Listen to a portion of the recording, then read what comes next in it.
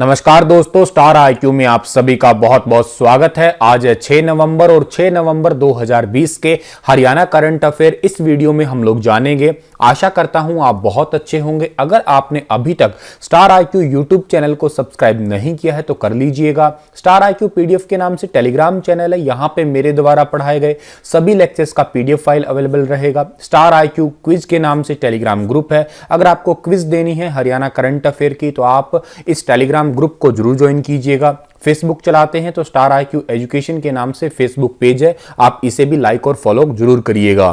कल आपसे सवाल पूछा था, उसका सही जवाब क्या होगा? हरियाणा के बॉक्सर अमित पंघाल और संजीत कुमार ने हाल ही में फ्रांस में खेली गई ओलंपिक्स वेस्टाइन इंटरनेशनल मुक्केबाजी टूर्नामेंट के अंदर निम्न में से कौन सा पदक अपने नाम किया? तो इस क्वेश्चन का सही आंसर था स्वर्ण पदक यानी कि गोल्ड मेडल। सी ऑप्शन बिल्कुल ओके था इसका। आगे बढ़ते हैं और आज का पहला क्वेश्चन जो कि बहुत इंपॉर्टेंट है। विश्व वन्य जीव कोष यानी कि इसे हम लोग कहते हैं वर्ल्ड वाइल्ड लाइफ फंड, ठीक है। वर्ल्ड वाइल्ड लाइफ फंड ने अभी हाल ही में एक रिपोर्ट पेश की है। इसके अनुसार साल 2050 तक भारत के चंडीगढ़ समेत कितने शहरों पर पानी का संकट जो है वो बहुत ज्यादा होगा। और इवन मैं कहूंगा, यहाँ पे मैंने चंडीगढ़ नाम लिखा है, वैसे तो हम लोग हरियाणा करंट अफेयर पढ़ रहे हैं क्योंकि हरियाणा की राजधानी चंडीगढ़ है, तो करके इंपॉर्टेंट है ये क्वेश्चन। और वैसे भी ये क्वेश्चन नेशनल करंट अफेयर में भी बहुत ज्यादा इंपॉर्टेंट है, मायने रखता है। चंडीगढ़ की स्थिति तो यूं कहिएगा आप लोग बहुत ही ज्यादा डाउन है। अकेले चंडीगढ़ की नहीं, बाकी एक दो शहर और भी है जिनकी स्थिति जो है बेहद गंभीर है। आप लोगों ने सुना ही होगा छोटी क्लासों में कि जल है तो कल है। अब ये बात आज के टाइम में मैं कह रहा हूं बिल्कुल सच है। अगर आज इस टाइम में हम लोगों ने पानी को नहीं बचाया तो शायद कल हमें पानी के लिए तरसना पड़ेगा।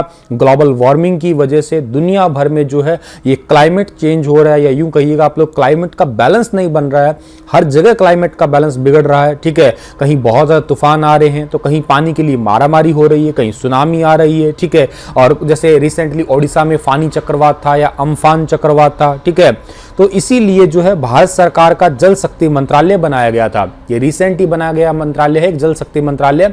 और इसके अंदर आपको शायद पता भी होगा कि जो गजेंद्र सिंह शेखावत है ना, जो जोधपुर से हैं, ठीक है, गजेंद्र सिंह शेखावत है, जोधपुर के सांसद हैं, वो आपके इस जल शक्ति मंत्री हैं हमारे भारत के। अब देखिएगा, पूरे भारत में धीरे धीरे कोशिश तो की जा रही है, लेकिन भारत के जो है टोटल 30 ऐसे शहर हैं जो कि गंभीर संकट से जूझ सकते हैं आने वाले 2050 तक। सर ये 30 शहर जो हैं ये कौन कौन से हैं? आपको मैं 30 शहरों में बताने से पहले बता देता हूं। इस लिस्ट में सबसे ऊपर जो शहर है वो है राजस्थान की राजधानी या भारत का शहर जिसको हम लोग पिंक सिटी कहते हैं, जिसका नाम है जयपुर। ये सबसे ऊपर के स्थान में, मतलब सबसे ज्यादा अगर संकट आएगा या सबसे पहले अगर संकट आता है तो जयपुर को देखने को मिलेगा, ठीक है। अच्छा, इसके अलावा भी बता देते हैं, इसके अलावा और कहां कहां पे होगा। इसके अलावा जो है इंदौर जो कि पड़ता है आपका एमपी में, यह भारत का सबसे स्वच्छ शहर है 2017 से लेके अब तक, 2017, 18, 19 और 2020, ठीक है। ये 3-4 सालों की रिपोर्ट में इंदौर शहर सबसे स्वच्छ शहर है। ठाणे है महाराष्ट्र में, मुंबई हुआ, कोलकाता हुआ, दिल्ली हुआ, इन का नंबर जो है यूं कहिएगा बहुत ही पहले है। और सबसे पहले अगर पानी की दिक्कत आती है तो शायद इन शहरों में जरूर आएगी। इसके अलावा ये टोटल शहर की लिस्ट है, आप इन्हें पढ़ सकते हैं, जैसे जयपुर राजस्थान का, इंदौर हुआ, ठाणे हुआ, अमृतसर पंजाब का, पुणे, श्रीनगर भी है। अब आप कहेंगे सर श्रीनगर है, वहां पे पानी की कमी कैसे है? यहाँ पे बर्फ है, ठीक है। अब देखिएगा, बर्फ है लेकिन है तो रेगिस्तान ही ना, पानी चाहिए। मैं बात पानी की कर रहा हूं, यहाँ पे तो बर्फ रूपी तो है लेकिन आपका शुद्ध पानी तो नहीं है ना पिघला हुआ। तो यहाँ पे भी आने वाले टाइम में कमी। कोलकाता हुआ पश्चिम बंगाल का, बेंगलुरु, मुंबई, कोझिकोड केरला में पड़ता है, विशाखापट्टनम आंध्र प्रदेश में, भारत का सबसे गहरा बंदरगाह है विशाखापट्टनम। ठाणे हुआ, अच्छा वडोदरा हुआ गुजरात का, राजकोट गुजरात का, कोटा राजस्थान, नासिक, ठीक है। टमाटर बहुत फेमस है, अनार बहुत फेमस है पर्टिकुलर नासिक के, और संतरे वगैरह भी बहुत फेमस है यहाँ के। अहमदाबाद, ठीक है। अभी रिसेंटली अहमदाबाद में गुजरात केवड़िया नामक स्थान पे जो है प्रधानमंत्री नरेंद्र मोदी ने एक सरदार वल्लभ भाई पटेल जूलॉजिकल पार्क का उद्घाटन किया था और एक सी प्लेन का भी उद्घाटन हुआ था यहीं पे। जबलपुर मध्य प्रदेश में, हुबली हुआ, नागपुर हुआ, ये भी संतरों के लिए बहुत फेमस है। चंडीगढ़ है, लुधियाना है। उसके अलावा जलंधर हुआ, ठीक है। तो ये कई सारे हैं, धनबाद शहर है, भोपाल शहर है, उसके अलावा ग्वालियर है, सूरत है, दिल्ली है, आगरा है, लखनऊ है और कन्नूर केरला में। तो ये 30 ऐसे शहर हैं जहां पे आने वाले 2050 में जो है वो भयंकर स्थिति होगी, पानी के लेके मारामारी होगी। चलिए आगे बढ़ते हैं। अगला क्वेश्चन हमारा है जो कि ऑल्सो बहुत इंपॉर्टेंट है। इसमें पहली बार, ये क्वेश्चन भी आपके नेशनल करंट अफेयर के पॉइंट ऑफ व्यू से भी इंपॉर्टेंट है, ठीक है। देश में पहली बार किस राज्य में प्राइवेट नौकरियों में स्थानीय लोगों को 75% आरक्षण मिलेगा? तो ये राज्य हमारा हरियाणा ही है। हरियाणा राज्य के अंदर अभी आप सभी को पता है कि 5 नवंबर को जो है विधानसभा का मॉनसून सत्र जो है वो शुरू हुआ है। हालांकि अगस्त में हुआ था, लेकिन इसे कोविड-19 की वजह से रोक दिया गया था। तो उसका दूसरा फेज अभी स्टार्ट हुआ है, 2 दिनों का है ये, ठीक है। तो ये 5 नवंबर को शुरू हुआ है। इसके अंदर जो है हमारे हरियाणा के डिप्टी सीएम, जिनका नाम है दुष्यंत चौटाला, इन्होंने और इनके साथ यूं कहिएगा पूरी सरकार ने या सभी ने सर्वसम्मति से जो है इसे पास कर दिया है, इस प्रस्ताव को पास कर दिया है, ठीक है। अब हरियाणा के अंदर जो है जो स्थानीय युवा है, मतलब हरियाणा के पर्टिकुलर है, उनको 75% प्राइवेट नौकरियों के लिए अंदर जो है वो आरक्षण मिलने वाला है। अब यहाँ पे थोड़ी सी ट्विस्ट है, वो समझ लेते हैं किन लोगों को फायदा होगा। देखिएगा, यह विधेयक केवल 50,000 रुपए तक की सैलरी तक ही लागू होगा। मतलब क्या है, जॉब उनको केवल 50,000 तक के, इससे ऐसा नहीं है कि 1 लाख सैलरी वाले जो है 1 लाख सैलरी वाली पोस्ट जो है उस पर भी ये नियम लागू होगा, नहीं। ये अप टू 50, 45,000 है, 30,000 है, 20,000 है, उस तक की सैलरी पे ही ये नियम जो है लागू होगा। हाँ, जरूरी क्या होना चाहिए, हरियाणा का डोमिसाइल होना उसके पास में बहुत जरूरी है। अच्छा, कौन कौन सी कंपनियां जो इसकी जद में आने वाली है, जैसे सोसाइटी है, ट्रस्ट फर्म है, इन सभी पे नियम लागू होगा, लेकिन नियम उन पे लागू होगा जिनमें 10 से ज्यादा कर्मचारी है, ठीक है। और इन कंपनियों को हर 3 महीने में सरकार के पोर्टल पे बताना होगा कि यहाँ पे 50,000 के अंडर में काम करने वाले कितने लोग हैं, ठीक है। उसके अलावा जो है हर कंपनी को हर 3 महीने में कानून के लागू करने की जो स्टेटस रिपोर्ट है वो भी सरकार को देनी ही होगी, ठीक है। अच्छा जी, ये बात हुई। अगली बात है, अगर कोई नियम तोड़ देता है तो क्या होगा, उस पर जुर्माना लगेगा। और रिसेंटली आपको मैंने बात बताई थी कि सब्सिडी भी मिलेगी इनको। सब्सिडी कितनी मिलेगी कमेंट में लिखना, आपको मैंने बताया था 1-2 दिन पहले ही। वो सब्सिडी भी रद्द कर दी जाएगी। बिजली छूट है वो भी रद्द कर दी, मतलब जितने भी इनको लाभ मिल रहे हैं वो लाभ सारे के सारे रद्द कर दिए जाएंगे। सर, ये कानून आने वाले कितने टाइम तक का है? आने वाले 10 साल तक के लिए इस कानून को लागू किया गया है। इस कानून में थोड़ा सा क्या है, प्रॉब्लम है। देखिएगा क्या है, एक झोल क्या है, प्रॉब्लम क्या है एक्चुअल में, कि अगर कोई प्राइवेट कंपनी है वो ये कह सकती है कि उन्हें अगर स्किल्ड वर्कर नहीं मिला ना, तो वो मतलब हरियाणा के व्यक्तियों के अलावा किसी और राज्य के व्यक्ति को ले सकती है। फॉर एग्जांपल क्या है, मान लेते हैं ये हरियाणा राज्य है, ठीक है। इसमें कोई कंपनी है, कंपनी का नाम मैं लेता हूं, जैसे मान लेते हैं गूगल कंपनी है, और ये यहाँ पे पास में यूपी राज्य है, ठीक है। गूगल का हेडक्वार्टर मान ले एग्जांपल से, ठीक है, हेडक्वार्टर कैलिफोर्निया में, लेकिन मैं मान लेता हूं गूगल का एक ऑफिस है गुरुग्राम के अंदर है, ठीक है। अब होना हिसाब से चाहिए कि हरियाणा के 75% युवा इसके अंदर जाने चाहिए, लेकिन गूगल के पास में एक छूट है कि अगर उसे स्किल्ड वर्कर नहीं मिला हरियाणा से उन 75% में से, तो वो जा सकता है यूपी के पास में या बाकी किसी अन्य राज्य के पास में। तो ऐसा हो सकता है कि बाकी दूसरी कंपनियां या दूसरे राज्यों की कंपनियां या ये कंपनी खुद ही ना चाह के जो है मतलब ऐसा झोल कर सकती है कि हरियाणा वालों को जॉब ना दे के किसी दूसरे राज्यों को जॉब दे सकती है। इस पे हवाला कह सकती है कि इनके पास में स्किल नहीं है, जो मुझे चाहिए वो स्किल इनके पास में नहीं है, ठीक है।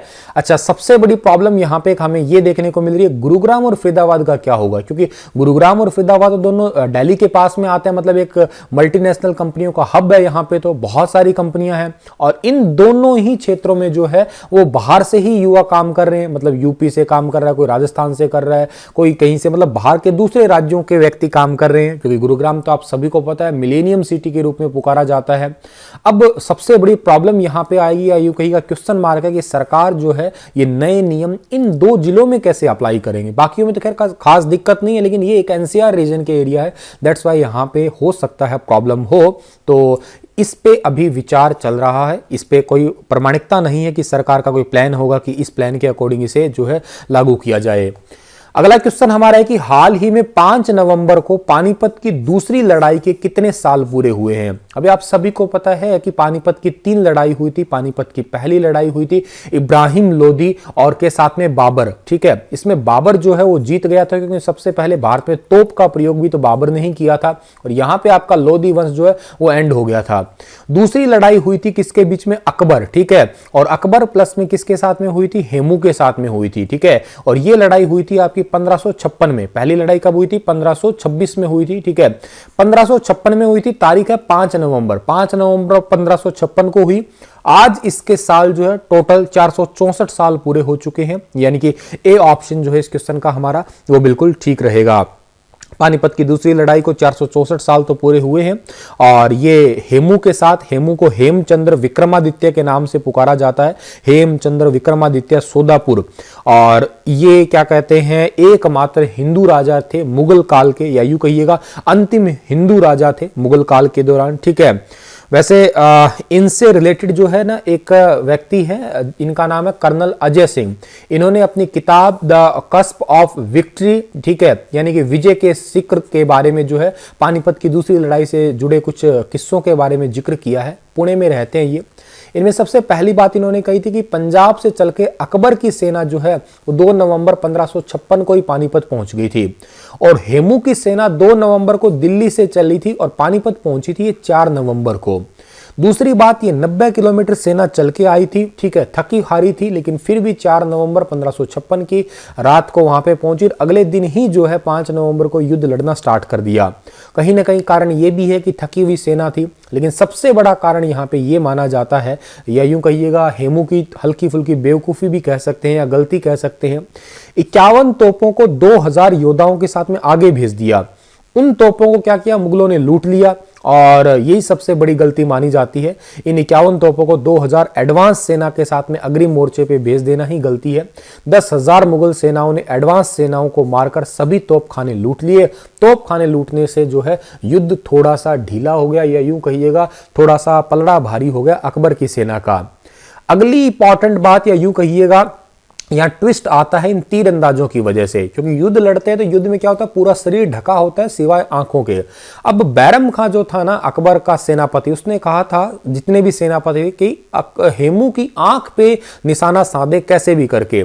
इनमें से 200 तीरंदाजों ने तीर चलाए थे, 200 से ज्यादा तीर चलाए थे, उनमें से एक तीर तो निशाने पे लगा था, और जो है ये हेमू अंधा हो गया था, मूर्छित हो गया था, मतलब ये एक्सीडेंट की वजह से, वरना इतिहास कुछ अलग ही रहता, ठीक है। आज ये ताजमहल और ये अकबर और ये औरंगजेब और कपूत औलाद और ये आने का कोई चांस ही नहीं था, ठीक है।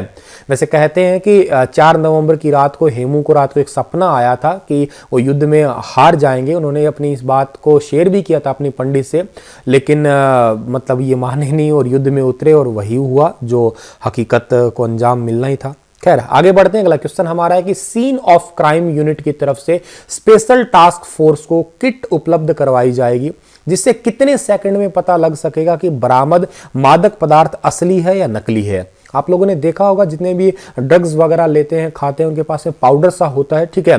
जब पुलिस वाले पकड़ते हैं तो क्या करते हैं कि उसे सैंपल्स के लिए किसी दूसरे लैब में भेजते हैं, फिर उसकी रिपोर्ट आती है, फिर जाके उसमें जो है उन पे कोई एक्शन लिया जाता है, तो इसमें कई दिन लग जाते हैं। ऑन द स्पॉट ही रिजल्ट आ जाए, इसलिए जो है अभी हाल ही में स्पेशल टास्क फोर्स को एक किट उपलब्ध करवाई जाएगी। ये 30 से 50 सेकंड के अंदर ही जो है जांच करके बता देगी, तो ये काफी इंपॉर्टेंट भी होगी, ठीक है। दरअसल अब क्या होता है कि जब किसी पे भी छापेमारी की जाती है, मान लेते हैं उसके पास में कोई मादक पदार्थ मिल भी जाता है, ठीक है, तो पहले तो उस व्यक्ति को पकड़ते हैं, फिर उस मादक पदार्थ को मधुबन जो लैब है वहां पे भेजा जाता है, ठीक है, फिर चेक करके टाइम लगता है। तो अब जो है इसको यूं कहिएगा रैपिड टेस्ट कर दिया है 30 से 50 सेकंड में। अब ऐसा नहीं कि मधुबन नहीं भेजेंगे, मधुबन जरूर भेजेंगे, लेकिन इसमें काफी हद तक पता लगाया जा सकता है। तो ये एक इंपॉर्टेंट क्वेश्चन होगा हमारे लिए। हरियाणा में आर्थिक रूप से कमजोर वर्ग यानी कि ईडब्ल्यूएस, जिसको हम लोग इकोनॉमिकली वीकर सेक्शन भी कहते हैं, कि युवाओं को सरकार ने एक बड़ी राहत देते हुए किस भर्ती में उन्हें आयु में 5 साल की छूट मिलेगी, ऐसी घोषणा की है अभी रिसेंटली 5 नवंबर को, ठीक है, विधानसभा सेशन के दौरान। तो ऐसी घोषणा की है पुलिस भर्ती में होने वाले नियुक्त जवानों के लिए। ए ऑप्शन जो है इस क्वेश्चन का बिल्कुल ठीक रहेगा। जितने भी भावी पुलिस कर्मचारी होंगे उनके लिए ऐसी घोषणा की है। और सीएम ने जो है सदन में घोषणा की है। विधायक राम कुमार गौतम ने जो ये सवाल पूछा था, तो जरूर याद कर लेना आप लोग, ये हमारे लिए एक अच्छी खबर ही कहिएगा। हाल ही में किसने घोषणा की है कि पेंशन भोगी अब साल में कभी भी दे सकेंगे जीवित होने का प्रमाण पत्र?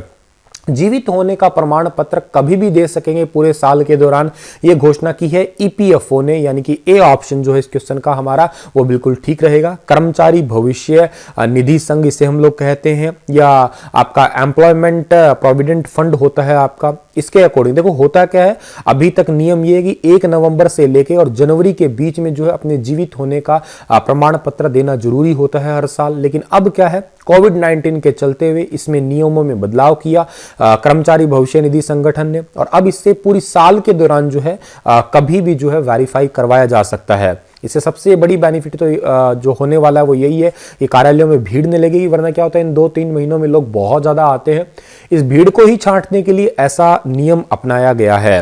अब बात कर रहे हैं हम लोग ईपीएफओ को, तो इसकी स्थापना 4 मार्च 1952 को हुई और हेडक्वार्टर कहां पे इसका, न्यू दिल्ली में। अगला क्वेश्चन हमारा रहेगा, वर्तमान में पूरे भारत भर में हरियाणा का कौन सा जिला सबसे ज्यादा प्रदूषित है? बड़ी ही चिंता की बात है, हरियाणा का कौन सा जिला पूरे भारत में सबसे प्रदूषित है वर्तमान में? इस जिले का नाम है अंबाला, यानी कि ए ऑप्शन जो है इस क्वेश्चन का हमारा वो बिल्कुल ठीक रहेगा। हरियाणा की आबो हवा जो है ना लगातार जहरीली होती जा रही है और यहाँ सांस लेना ही बहुत मुश्किल हो रहा है। और हरियाणा राज्य के अंदर लगातार वायु प्रदूषण बढ़ रहा है पराली जलाने की वजह से। और यहाँ पे जो 2-3 शहर है, मैं पर्टिकुलर बात कर रहा हूँ अंबाला की, अंबाला का AQI है 452। आप समझ सकते हैं AQI यानी कि एयर क्वालिटी इंडेक्स कितना ज्यादा है। अब देखिएगा ये आपका जो 300 से पार ही अगर हो जाए तो स्थिति जो है गंभीर होने लग जाती है। 200 से पार में भी स्थिति गंभीर ही देखते हैं हम लोग, 400 से पार चला गया तो ये तो बेहद बेहद चिंताजनक स्थिति है। यूं कहिएगा आप लोग, वही है बात, ये एक दिन में आप 4-5-10 सिगरेट पीने जैसा माहौल होगा यहाँ पे, ठीक है।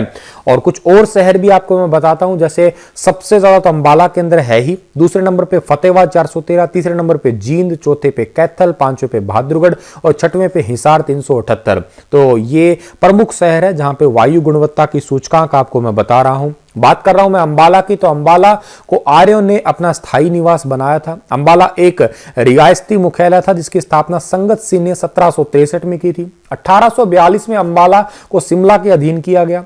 जिले के रूप में अंबाला का गठन 1847 में अंग्रेज के शासनकाल में हुआ था और उस समय इसके 6 तहसीलें बनाई गई थी, अंबाला, जगाधरी, रोपड़, खरड़, नारायणगढ़ और नालागढ़।